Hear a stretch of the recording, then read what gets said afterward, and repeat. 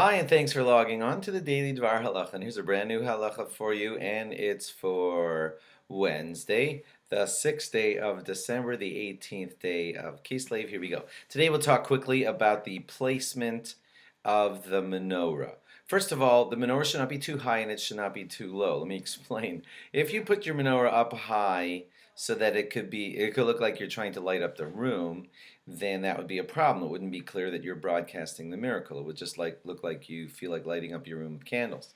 And if you put it too low, it would look like one of those floorway lights, and it again wouldn't be clear that you're broadcasting the miracle. It would look like you're just lighting up a walkway.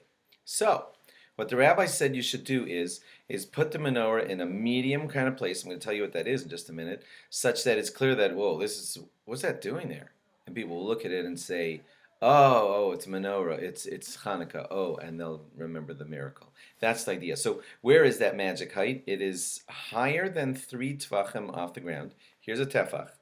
It's like a fist and a thumb, about 4 inches. So it's got to be higher than 3 of those off the ground. In other words, higher than a foot off the ground, and lower than 10 of those tefachim, lower than 10 of those from the floor, which is about 40 inches from the floor. So it's kind of low.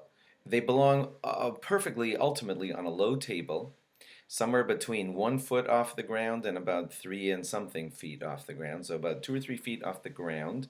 And that way it's clear that people will look at it and say, what's that doing over there? Oh, Hanukkah, I remember, it's Hanukkah. That's the idea. Now, you're thinking, wow, that's a pretty low table. That's only like 2 or 3 feet off the ground.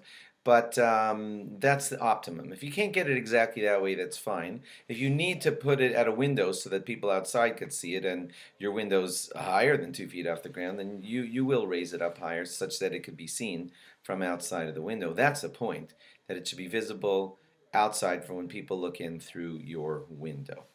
But ultimately, if you have that perfect setup, then you would set it up somewhere between 3 tvachim from the ground, that's about a foot, and lower than 40 inches from the ground, that's 10 tefachim off the ground.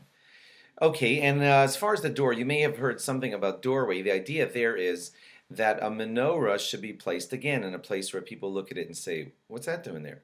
So the rabbis felt that that perfect place where people would look at it and say, hey, what's that doing there, would be right outside your doorway, just outside your doorway, and on some kind of container or holder such that the wind wouldn't bother it. They do make these beautiful glass containers that have air holes in them so oxygen could get in, and if you put it on that kind of table just outside your doorway and in one of the containers such that the wind wouldn't blow it out, then that would be very obvious that you're broadcasting the miracle of Hanukkah. Now, not everybody manages to do that anymore because a lot of us have problems with putting on a menorah outdoors.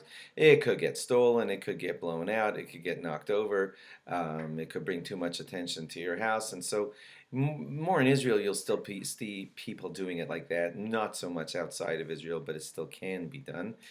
Because that way it's very noticeable that you're doing it for the miracle of Hanukkah. And that is the theme here, that your menorah should be placed in a way such that it broadcasts very clearly that there is a miracle called Hanukkah.